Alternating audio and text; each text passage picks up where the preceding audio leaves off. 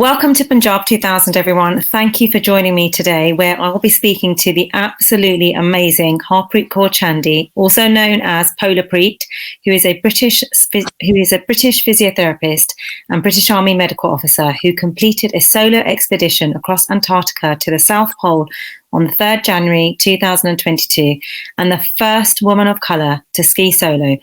What a way to kickstart the new year. And can I just say a very warm welcome and a huge congratulations, Preet, on this amazing challenge and achievement. I mean, it's just so inspiring, but that in itself is inspiring. But I also want to congratulate you on getting engaged as well before you left.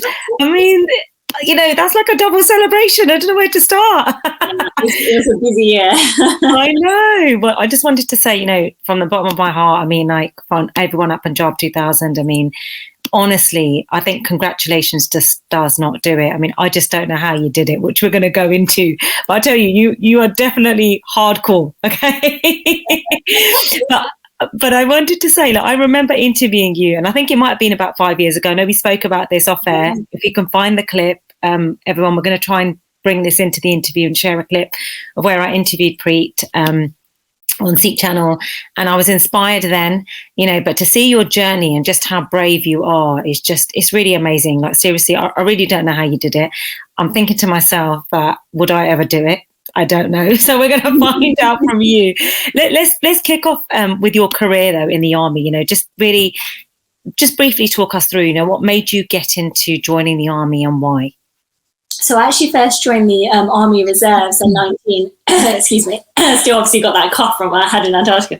And I basically just saw an advert in the city centre. You know, it wasn't something that I knew much about or, you know, was encouraged to join. And I didn't tell anybody in my family at 19 when I went and joined. And I waited about a week before I told them. And to be honest, people weren't happy that I'd gone and joined. I mean, it was something that definitely wasn't expected from me. And it opened up a whole new world. You know, I joined as a private soldier and stuff I hadn't done before, like camping. Obviously, it was a different experience doing it with the Army Reserves at the time. But I learned a lot of skills through that. And, you know, after I finished uni, so about 5 years later, I decided that I wanted to become an officer. And I remember studying like so much for that. You know, I still have somewhere in my mum's shed, like all of the folders, you know, with like specific subjects to study to get in. And I remember when I commissioned, and again, I still didn't tell family at that point. It was only when I went to the regular army, which was about 6 years ago now, that I invited everyone, and obviously everybody was quite proud of me. And I think it just goes to show that sometimes at the start, when you want to do things that are out of the norm, it's hard to get people on board. It's hard, you know, especially if that is something out of the norm, and especially I think for our community as well, because it's great having the support now, but you know, it was difficult. And I think, to be honest, a lot of people didn't really understand what it was that I was trying to do. And even my mum said to me, like, it wasn't just before the week before I went, I was in a few papers, and she only really kind of was starting to understand what I was going to do then. But going back to the army, I think I feel like I've grown up through the army. You know, 19 I joined, I'm 32 now. I know I still look 21. And you know, I've learned so much throughout just growing up. And like I said, it opened up a different world. Like, I learned like outdoor skills, navigational skills. And the reason I wanted to go regular army about 6 years ago is because I wanted to fully immerse myself into that life. And I really have. And I've had some amazing experiences. You know, I spent 6 months in Kenya with the British Army. I went on an operational tour to South Sudan, where I met the Indian Army, which was awesome. And just so many experiences. And I believe all of them have kind of helped me become the person I am today, which is somebody who, you know, I would say I'm somebody who's a lot more sure of who I am and what to say. And I remember when we did that interview about 5 years ago, and I remember one of the questions was, how did your family feel about you joining? And I was like, yeah, you know, they're all really proud of me. And I realized that back then I wasn't that sure of myself, because I'd always say the thing that, you're supposed to say. And I think a lot of it, that if I think back to when I was younger, it's always, and it goes back to, doesn't it? Like, oh, what will other people think? What you're supposed to say and you're supposed to do. And, actually, I remember, I think my sister-in-law said to me, be honest about your experiences. And, now I can say, actually, I didn't tell anybody at the time, because generally we're not alone as well. If we've had a certain experience or feel a certain way, there'll be others in the community, or wider community that feel that way. So hopefully now, being in the position I'm in, I can be kind of honest about the experiences I've had, and hopefully they'll be able to help other people as well.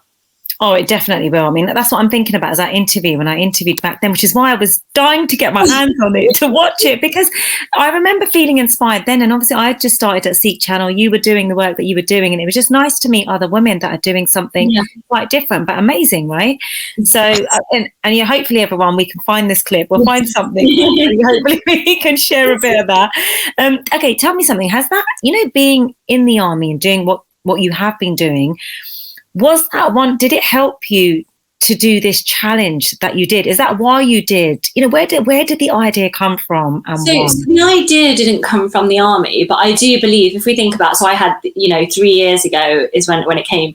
I don't think I would have been in a position if I wasn't in the army to, I don't think that would have come to me, if that makes sense. So, a lot of the endurance challenges I've just done on my annual leave. Like, I don't do them through the army.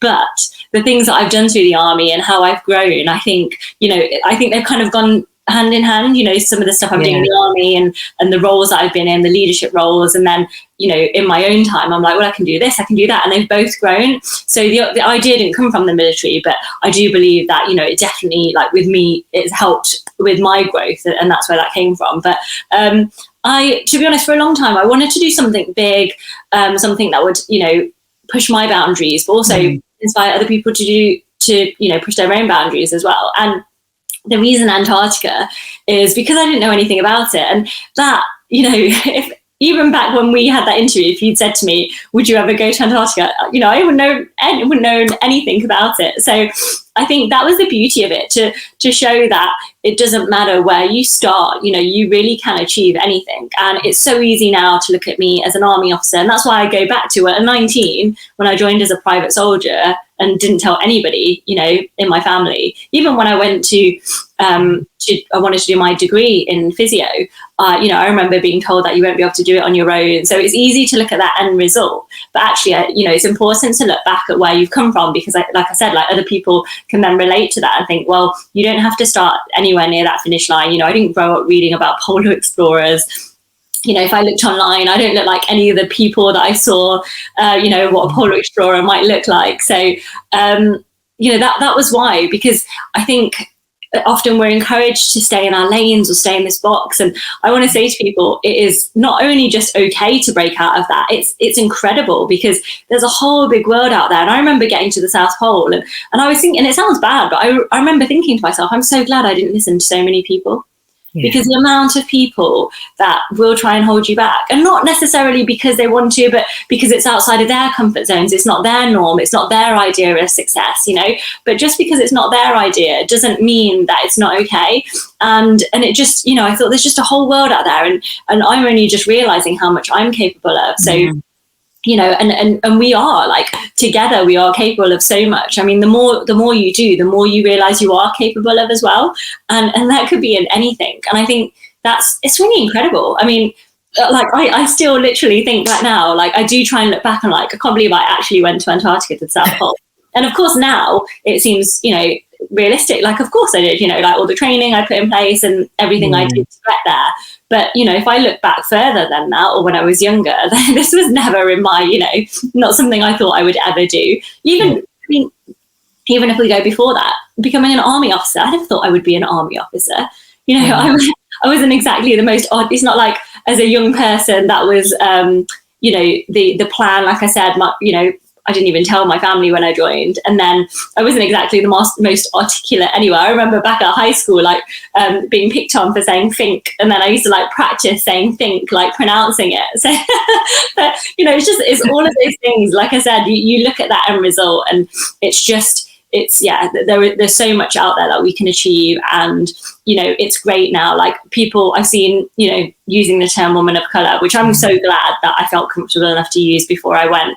But like with anything, there'll be people, comments that say, aren't we all equal? But equality to me never meant that, we have to all be the same. After all, it's okay to mention my age. It's okay to mention my gender, the fact that I'm an army officer. Why can we mention all of those things then and not talk about the colour of my skin? Why is that the one that, oh no, that's too much of a difference?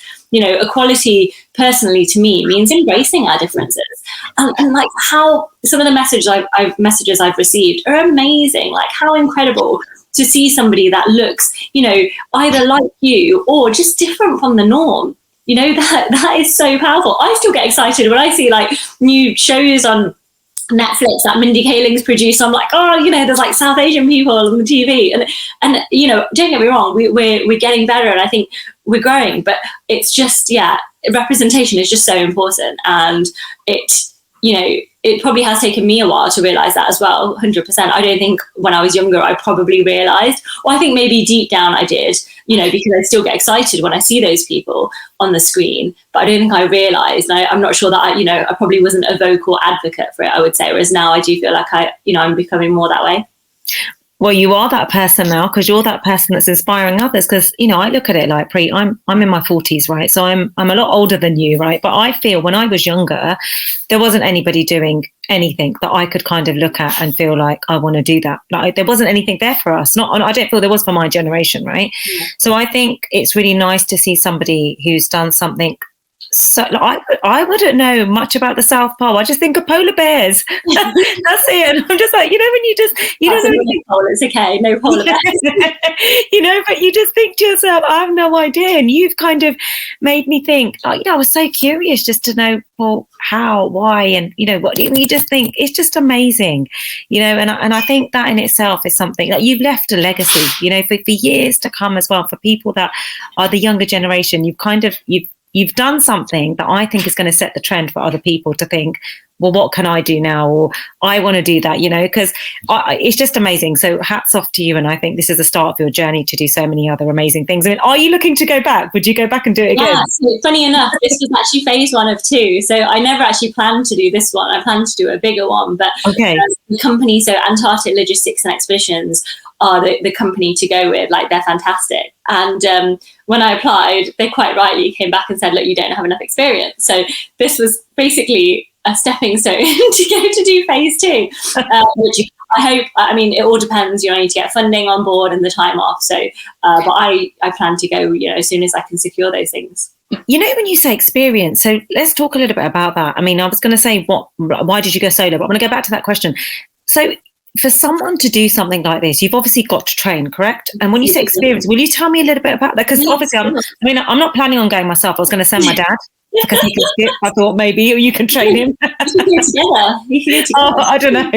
Bree, I don't think I could even do like Mount Kilimanjaro. I know it's completely different. What I'm trying to say is I am one of these people who needs my hot water bottle, who needs the bed and a toilet there, like the proper. No, we'll soon get used to it. Don't worry. Honestly, I'll get you to train me.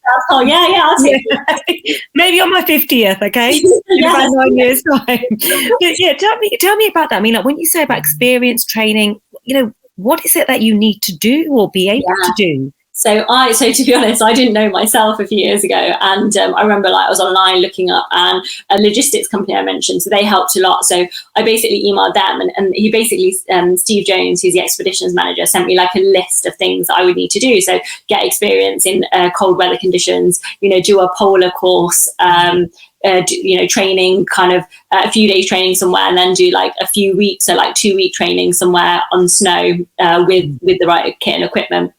So to start with, the form was sent to me, and it said on it, have you ever been ice climbing or walked on a glacier? And I hadn't. So what I did was, so I Googled the images, and I saw, people looking rugged in like the hood and the fur ruff. So I went to Black's, the outdoor store. I picked up any jacket that had a fur ruff on it, and I booked a flight to Iceland, and rented out a car, slept in the car, drove along the coast. and booked with just a guide to take me ice climbing and walked on a glacier. And then I came back and then I took a photo as well of me with the fur ruff, and that's the photo you see on my website. The main photo that was used, which is funny, I think, because, and I like to tell that story because, you know, that's at a time where I didn't know anything about polar expeditions. I literally bought this jacket from an outdoor store. It's not a polar jacket, and went on, you know, to Iceland to do these things, which, you know, weren't really directly involved with polar training at all. And, you know, everybody starts somewhere. So that was my start. I love that picture, by the way. Yeah, I was taken on my iPhone, portrait mode. It's such a nice picture. You know what? That was just that picture was just so refreshing, and you were just so warm and radiant. That's good to know the story. Okay, so that's good to know. That's what I was taking, and then from there, I basically booked on a polar training course, which was recommended to me, and it was run by Hannah McKean, who's a renowned polar explorer, and that was fantastic. And I mean, all these courses, you know, I was taking annual leave, paying for them. So like using my credit card a lot, like a lot of people helped me like to borrow, loan me kit and stuff. Yeah. One of the hardest trips I did was Greenland. So August 2020. And I really wanted to do that because they call Greenland the University of Antarctica, and it's a great training trip, and it gave me a better chance to go to Antarctica the following year. And all the expeditions were cancelled because of COVID, but we were just about allowed to travel in that time. And one of the companies found me a guide who'd be happy to take me because I can't go on my own. And the trip itself was so hard for so many reasons. So we had to quarantine when we got there. It was like 3 flights, a helicopter and a boat to even get to the start point. And then when we finally started, like after a week, we were going for like 2 days, and then there was a storm, so we had to dig the tent down. So we never really got into a routine. And by the end, we stayed for like 27 days on the ice cap, like traveling along. And we were stuck in a storm for like 6 days in the tent. And I remember getting out of the tent on my hands and knees. My goggles would freeze up in seconds, trying to like unbury the tent from like the snowstorm. It was like a winter survival course. It was so hard. And then we were rationing our fuel, and like my kit was wet. It was quite uncomfortable in the tent. And then we were waiting for like the helicopter to pick us up, and they didn't come. And then the next day they still didn't come. And then the third day they came. And it was just like physically and mentally draining, like not just because of the trip, but I used all of my money on that trip. So my life savings, plus we worked a deal with the company that would take me 6 months to pay it off. Like, you know, that was everything I had. And then on top of that, because we were extracted off the ice, that was more money, which I didn't even know how I was going to get that money. And I couldn't manage to pay it off until 2 days I left to go to Chile. So like a year and a half later. So it was super challenging. And then obviously we didn't even reach the other side, which was the aim at the start. And I remember feeling really drained from it. And then flights were cancelled on the way back. Our kit was sent to the wrong place. I still had my ski boots on. By the time we eventually got back to England, I used all my annual leave at work. And we got back to, I got back to England. My guide went back to Norway. And I remember I was supposed to do the London Virtual Marathon the next day. And I decided to do it in my army boots on the patio, and a little bit outside. And it took me 7.5 hours to do, which normally would take me, you know, under 4. And it just, and I think the reason I did it is I thought to myself, I was so physically and mentally drained. And I just thought, you know, a lot of the time when you think you can't do anything else, you can do more. And that's what I did. And, you know, like I said, my trainers were still in Greenland, so I had to do it in my boots. And I did it. So I did. So they were like 2 key training trips, and then I went on and did some others as well. But as of January last year, I started training 6 days a week, and that was in the UK as well. So like cardio sessions, strength sessions, and then dragging my tires around as well. Like the closest thing you get to like pulling the sled, which is the pulk. So I did train in the UK, and I'd go like mountains and stuff in the UK. But you really do need that experience on the snow because, you know, you're melting snow for water, you're camping on snow. So you need that. So to get that, I did, you know, I went to Norway. I went to Iceland first, and Norway. I went to Greenland. I did some training in Chamonix as well. So I did all of that training, which really helped me. I went to Scotland just after lockdown last year, when there was good snow there, to get some training. And so anytime I could get to snow, I would. And all of these things, though, they helped me when I was out there, because I thought it was so hard to get there. like it, it's great doing this through the army. It is. And, it was about 6 months before I went that it became an army expedition. It was still challenging. Like, I've only just paid off my credit card now. And, I'm so grateful to all the sponsors that came on board, but it was hard work, like 2.5 years to get to that point, and so it's great having all this support. It really is. But I thought back to those times when I didn't have that much, and they got me through. I was like, well, if I could get to all of that, I'm definitely going to do this 40 days or 48. But it just shows, doesn't it, that hard work pays off. Look at that time that you put in, and even then financially, it's not that you had the money. You've actually put that money in yourself, or people have supported you. You didn't give up. Right. And, because I didn't know, I knew training was involved, but not that much. I mean, that's just, and I bet you now, Preet, do you feel that this cold weather is nothing? You could probably go out in a t-shirt where I'm going with a hot water bottle, my Ugg boots, thick socks, everything else. And it's like, I mean, you could tell I definitely wouldn't survive. But I was never, before I left, well, not before, but like before I started training, I don't think I never really liked the cold. My family would joke because I'd always have the gumball over me. I always like to be nice and warm and cozy. And they're like, how are you going to survive? But I started doing things like, I started having like cold water, ice baths or cold water baths. Yeah. Having cold showers now and again when I could. And you'd be amazed how quickly you get used to it. Not necessarily like the submerging myself in. I still like take a minute. But once you're in, like, you definitely got used to it. I'd have to like build all that up again, I think now. Because obviously I lost about 10 kilos as well. So I got older. I mean, I put about 9 or so on before I left, but I think because I've lost quite a lot of, you lose muscle as well after you've lost fat. So now I don't really feel like I've got the muscle. I just feel skinny. So just kind of work all that back on. Do you feel like now you need to be in the warmth, or are you? How are you feeling in terms of the weather or temperature wise? Are you?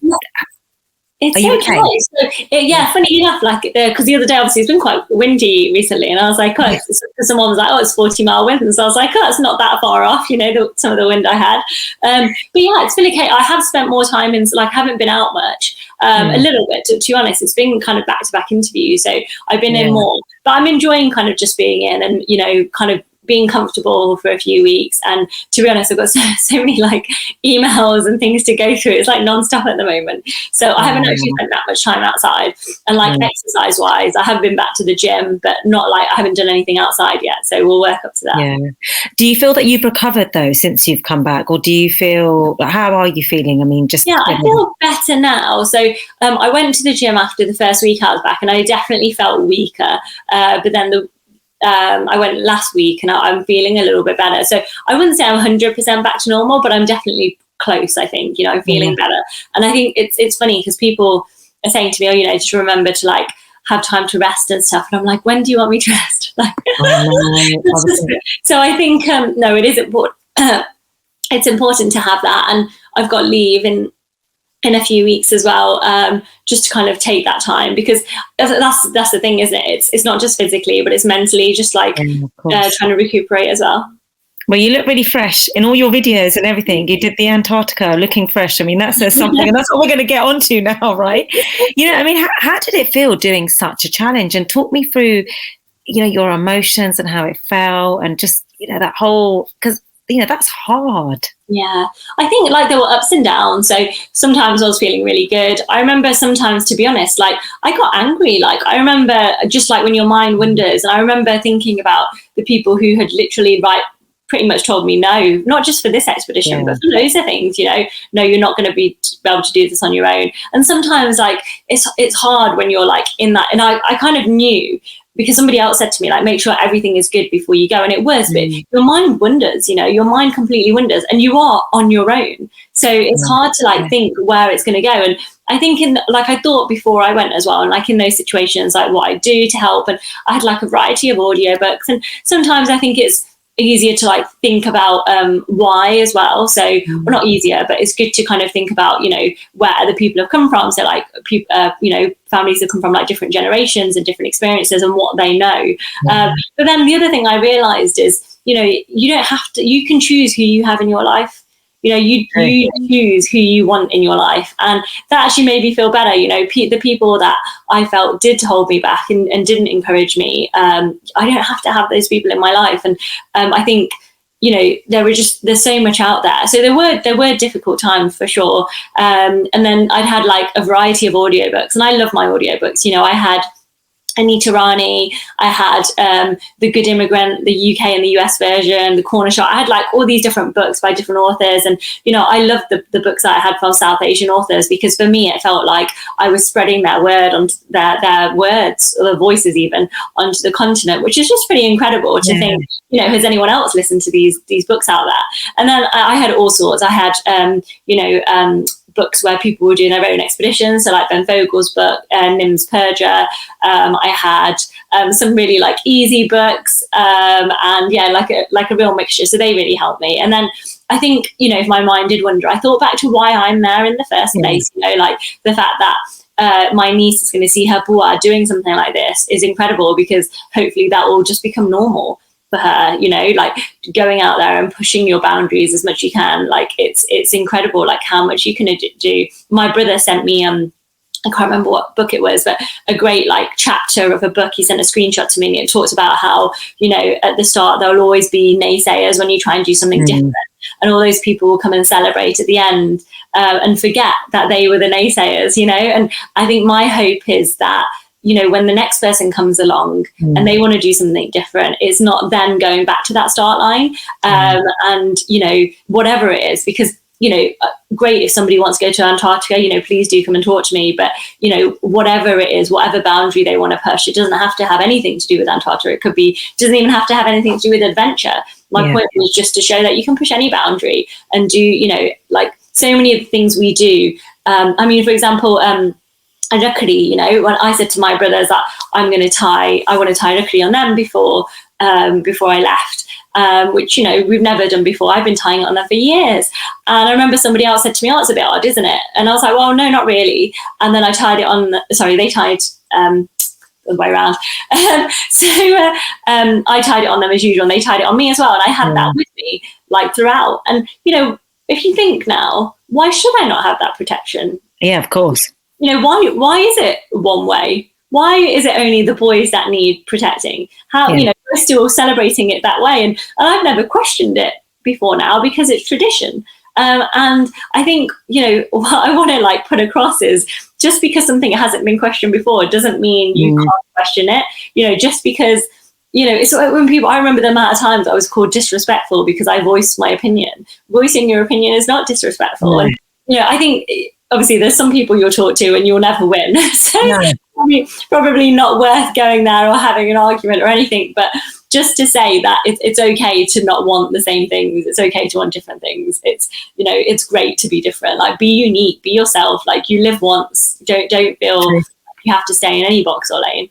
No, that's true. And do you think, though, that the people that were saying no, or you're not going to be able to do it, or for whatever reason that kind of hold you back, without finger pointing, do you feel it's the majority is from the Asian community?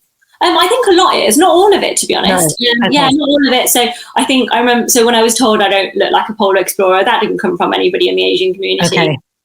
So not all of it. And I think, to be honest, a lot from the Asian community was just either not asking me about it at all if I spoke about it, or just have no understanding whatsoever about it. Because I did an interview a few months before I left, and I spoke about it, and they didn't then ask me anything about it. And I tried to speak about it, but just didn't really understand, I think, what I was trying to say or what I'm actually going to do. I went to the Gurdwara for Ardas before I left, and they, they thought I was going to Southall, so that was funny. And again, I get that it is so different, it's because then they were asking if I'm going on holiday, and I was like, not quite a holiday, but it's a cold holiday.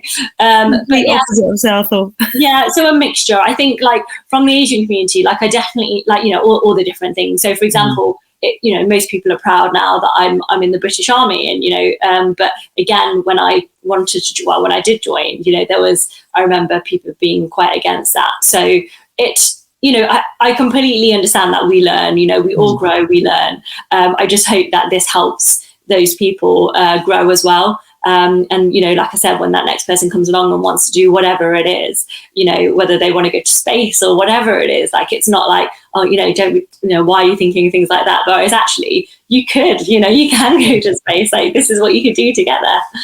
I know. I think, you know what, I think that's what you've done, actually. You've really helped for people to think that we can do it, because for so long we've been made to feel, or, you know, just kind of been told that we can't do certain things. And actually, as women, Guru Nanak Dev Ji was all about equality, right? That says it all. Exactly. It does, doesn't it? Yeah, 100% does. And I think, I mean, I genuinely feel like for someone who's in my 40s, I think a lot of the times I didn't do anything because I didn't think I could, because that's what I've been told, and it's been ingrained in you, not from my parents, but more so from the community, who I felt more that I've been like, I know you can't do it, but you realise now, actually you can. And, you know, you've showed that you can through what you've done. So it's amazing. I mean, how did you feel out there with being on your own? Like you said, you are on your own. I mean, how was that? And how did you, I know you listened to audiobooks, but there must have been some really difficult times, or talk me through that. How did it feel?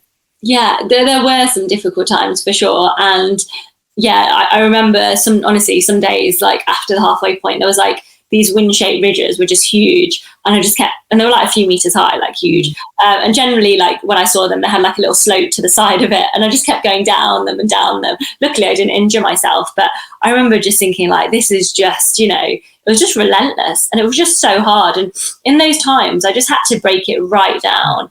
And I would just, you know, first thing I would do is get out of where I would like fallen in. You had to use my hands and stuff to get the pork out. And then I would just take it one step at a time, and just literally one ski, then the next ski, and the next ski. And that is how I had to break it down. And then I would put the tent up.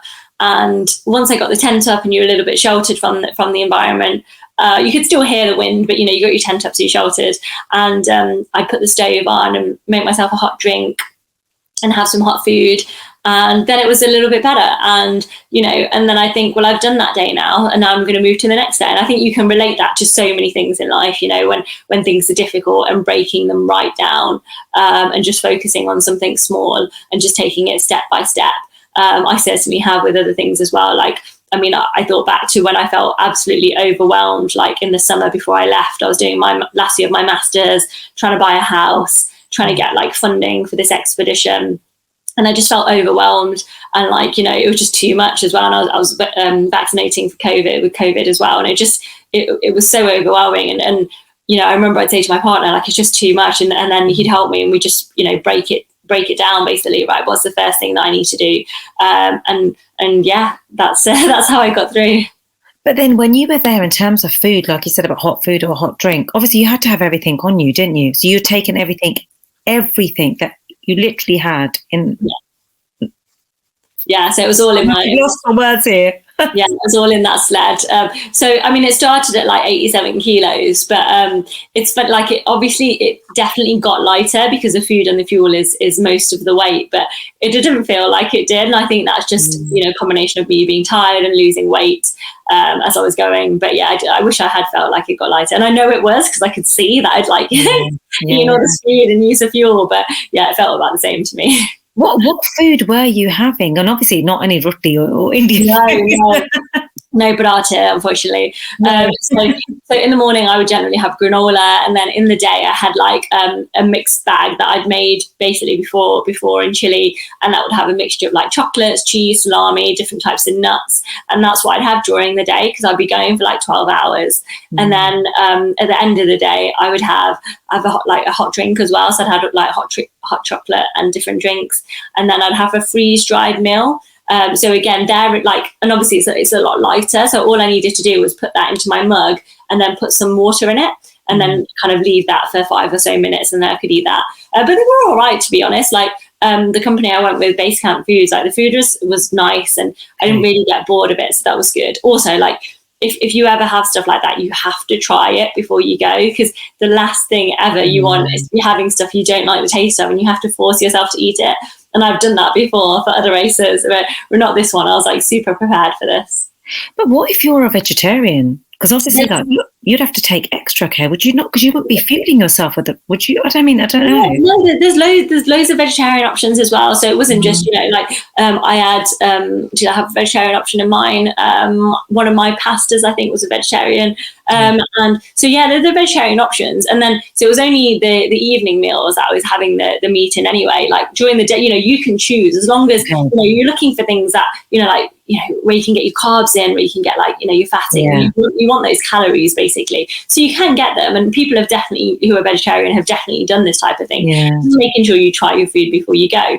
And the reason you're not going to take like things like roti or like bread and things, because that's just going to go up. And also it's heavy as well. And you do try and cut weight wherever you can. And what about sleeping? How did you feel? Were you scared? I mean, did you see any animals? No, so I didn't see any animals where I was. So there are penguins in Antarctica, but they were nowhere near me. And I slept all right, to be honest. I think it's just because I was tired after each day. As soon as I get in the tent, do the blog, do all the admin, like have my food, melt snow. That takes a while. Like I was tired by that point, so I was ready to go to bed. Fair enough. So you didn't really feel it as much. It just because it's true, you're tired. But things like clothes, having a bath in freezing cold weather. I mean, like how was that? I mean, just thinking of the fact that you're in this, on your own. It's just, you think. So when I was there, so I didn't wash when I was there. So I looked after my feet. So I'd check my feet every day. And even so, I wrote obviously on the blog that I changed my socks after 15 days. But what I didn't say is so every day I would change into my night socks. So I always had different socks to sleep in than I did to go in. So I had that. And then my hair was a nightmare though. I remember at day 14 or something, I looked at it and I was like, oh my God. And there was already a big knot there. And I was like, this is going to be fun. So that took me a few days to get out when I finished. God, that's interesting though, isn't it? Like you just think to yourself, the things that we take for granted, you really didn't really have that, but you did, you did something and you managed to do it and do it well. That just says something about how you can. It's your mind over matter, right? 100%. You definitely can. I've never not showered for it was 43 days in the end, because I had to then I'd finished to get to the showers. But I've not done that before, but you 100% can. And all of these things, I mean, just digging a hole, going to the toilet, so sitting on a seat felt strange when I first did it, things, small luxuries like that. But what if you've got a weak bladder like me who needs to go to the loo every hour? That's fine. You just keep stopping, really regularly.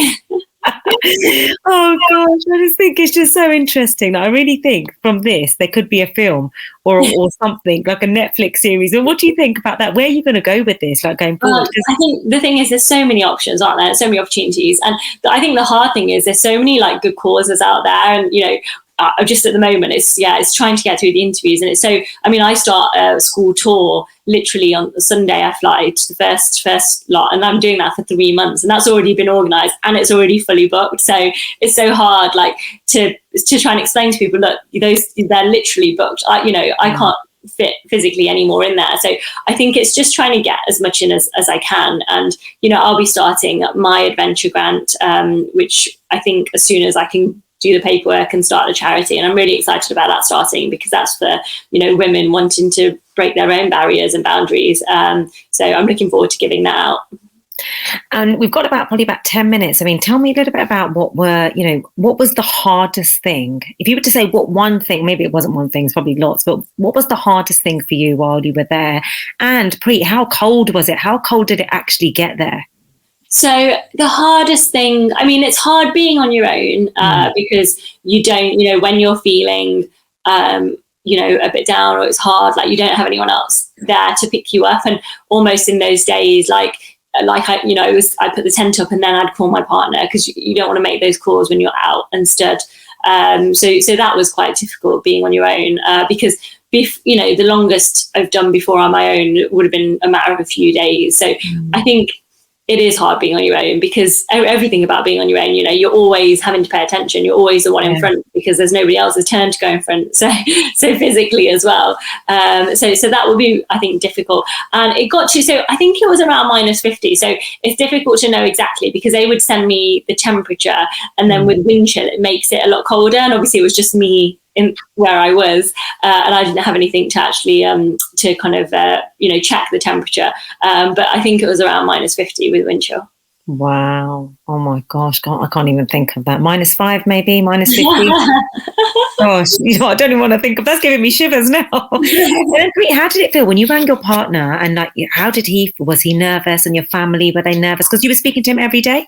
So my comms with people were really minimal. So he's the only person I spoke to every day. Well, him, and I spoke to the logistics company every day. And I'd give them my GPS location, and they would just be like, "You doing okay?" And I'd be like, "Yeah." And so we'd have that every day. So those 2 phone calls. The blog was a voicemail, so that wasn't me speaking to anyone. I just left the voicemail, and then my partner typed it up. My sister-in-law Sonia put it all on my social media. And yeah, he was really good actually. He's great because he's like super chilled out, and that's what I want. Like we're different in that sense, but it's a good difference. I don't think I want like 2 of me. So he was really good. Like he was always calm and chilled, like when we spoke to each other. And if I felt like it was, if I sounded a bit kind of down, he'd be like, "Oh, let's talk for a minute." And I'd call him between like 1 a.m. and 6 a.m. every day. So it wasn't even like the same time. And then he had to go to work as well. He had like his normal job that he had to get up for.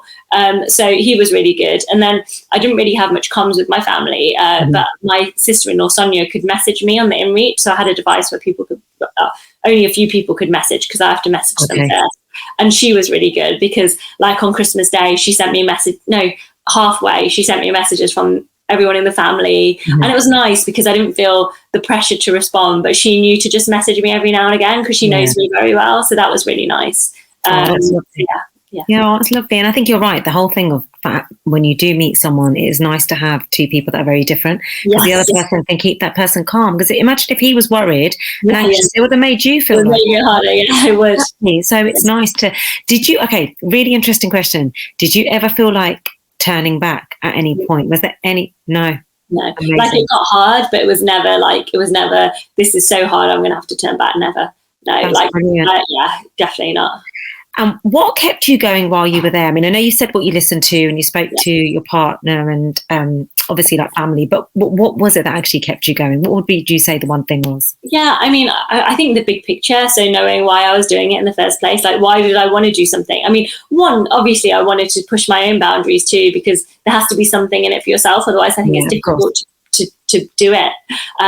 But looking at that big picture and thinking about hopefully how many people this would reach. Now, I didn't really obviously see the response until it was like the 11th of Jan. I got back. I did do some interviews over the satellite phone there, but that was just again what my partner messaged me. He basically gave me numbers to call and I called them.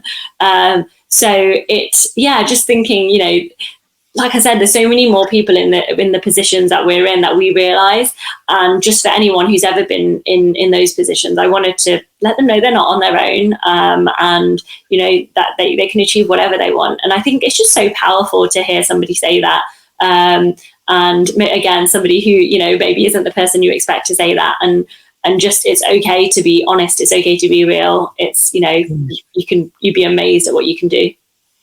How did you feel when you reached Antarctica? What was the feeling? So this might be my final night in Antarctica after just over 2 months. It has been absolutely incredible. I had a great expedition and I've been in Union Glacier for a few days now and met some absolutely incredible people. And I'm really excited to go home and see everyone. See my family, see my partner, and I really hope that I can come back again soon. So when I first got there, it was like amazing, like in this, in Antarctica, and getting to the South Pole was, it was incredible. It just, it was a really calm day, funny enough. This was like minimal wind.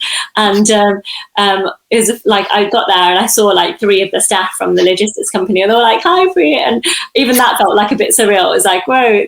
And then it was still like another 10 minutes-ish ski to get to the geographic South Pole. And it was kind of like surreal. It was like Cedar, the South Pole manager, was there and like took some photos and stuff for me. He's like, "How do you feel?" And I'm like, "Yeah, it's kind of crazy." It's just like I said, it felt like it had all kind of come together for me, that what I've been doing wasn't the wrong thing, and hopefully many more will that will help many more people.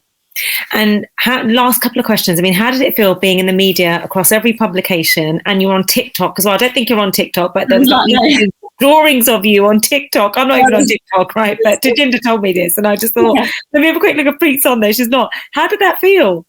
It was incredible, really. I think because when I was still in Antarctica, my partner said to me, "You're on the front page of the Times," and I was like, "Oh wow!" Like, you know, it doesn't. And I remember getting back and seeing it. It's something different seeing it yourself. So, like, you know, it was. I finished on the 3rd, so it was like a week later, like just over a week later, that I actually was online, and it was it was really like surreal seeing all the messages I'd got, and you know, seeing kind of the different like article and the publications, and but also amazing. And I think also I'm really glad that it's come at this point of my life. You know, it's at a point where I'm more comfortable with who I am, and you know, when I talk to people now, I feel better about saying the truth, and not because I think I lied before, but I don't think I was, you know, straight with this is, you know, exactly how it was. And I think, again, that comes back to us, or you're only supposed to say certain things, and, you know, you have to make sure everything looks good, you know. So I think I'm glad it's come at a point, at this time in my life. And what would you say that you've learned from this experience, and has it changed you in any way? I think I've learned that I'm still learning what I'm capable of. And I think, you know, I think we're all still learning. And I think, you know, hopefully, like, these experiences, just like, well, I hope anyway, I just want them to continue to be humble about them, because, you know, people come from different start lines, and it was hard getting there. And I mean, I don't know, like, changed, because like throughout the journey itself, I learned a lot, you know, this whole 2.5 years. So I'm not sure those 40 days, like, you know, changed loads, like that whole build up did. But I've definitely grown, and, you know, hopefully I'll continue to grow, like, throughout the different experiences I have. And I think that comes with loads of things. It comes with age, it comes with experience, you know, and every time I push my boundaries, I do learn more about myself. So Derby must be so proud, because they had Punjabi MC and now they have you. I mean, what's the secret with Derby? Because I don't think us Londoners here have got it quite right yet. That's a good question. So no, it's really good to be home, because normally I don't live in Derby. You know, normally, so obviously I was born here and from here, but being in the army, I moved. So it's really great to, like, be around Derby for a little bit before I move to my next posting. I mean, I'll always be home. You know, my whole family are here. Like, I go to my mum's house regularly. But it's great to be from here, and actually seeing some of the messages from other people in Derby that I'm really proud to be, you know, part of Derby. So that's great. And what would you say to the younger generation, especially women, probably, you know, in the Punjabi community? I mean, what would you say to them, who are kind of sitting there thinking, I want to do this, but I don't think I can? And, you know, you've talked about it, but what would be your message to them? Just that everybody starts somewhere, and you can do a lot more than you think you can. So, you know, whether that start is saying it out loud, saying it to somebody, typing it in on the internet, writing it down, whatever that first step is for you, just take that first step and break everything down. No matter how big or scary that goal seems, just break it down, and everything is way more achievable when you break it down. You know, like, I had to break my trip down, like, to steps when I was finding it difficult, and that was a lot of steps. I should have had thingy on me to count my steps, but yeah, just, you know, do break that down, and like I said, you'll be amazed what you can achieve. You really will. So please don't be scared to push out that comfort zone. It's amazing what you realize when you do. And your next challenge, have you got that ready? Yeah, so again, this was phase 1 of 2. So I was always planning to do a full crossing of Antarctica, and I will get there as soon as I can get the funding and get the time off work. That's amazing though, Preet. Honestly, thank you for giving up so much of your time today, because I know you've got another interview as well in 10 minutes. So please, in that time, make sure that you do grab something to eat, have a drink, and you know what, you can get a nice hot water bottle, which you probably don't need. Exactly. But honestly, you know what, thank you on behalf of Punjab 2000. Thank you for taking the time to speak to us. And you know what, you're an inspiration. Keep it up. And hopefully when things are a bit more quieter, we'll get to catch up and do more together. Yeah, awesome. Thanks so much, Marie. No worries. Take care. Bye. Bye.